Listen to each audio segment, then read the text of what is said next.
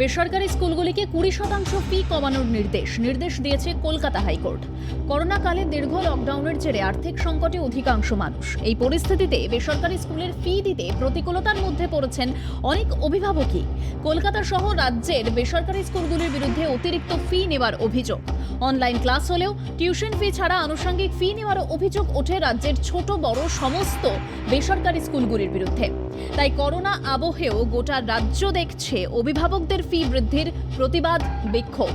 School কর্তৃপক্ষের কাছে ফি কমানোর জন্য বারবার আবেদন জানিয়েও লাভ হয়নি। মুখ্যমন্ত্রী থেকে শিক্ষামন্ত্রী বেসরকারি স্কুলগুলিকে অনুরোধ করলেও কাজ হয়নি কিছুই। তাই করোনা আবহে অতিরিক্ত ফি মকুবের দাবিতে কলকাতা হাইকোর্টে জনস্বার্থ মামলা রুজু হয়। মঙ্গলবার সেই মামলার শুনানিতে বিচারপতি সঞ্জীব বন্দ্যোপাধ্যায় এবং বিচারপতি মৌসুমী ভট্টাচার্যের ডিভিশন বেঞ্চের নির্দেশ 20% ফি কমাতে হবে বেসরকারি স্কুলগুলিকে। স্কুলগুলোর আয় এবং ব্যয় খতিয়ে দেখে কমিটি যে রিপোর্ট জমা দিয়েছে তাতে 20% কমালে কোনো ক্ষতি হবে না স্কুলগুলির, অভিমত আদালতের। বেসরকারি স্কুলগুলিতে 20% ফি মকুব করা হলে অভিভাবকদের উপর থেকে আর্থিক বোঝা কিছুটা কমবে বলে মনে করা হচ্ছে।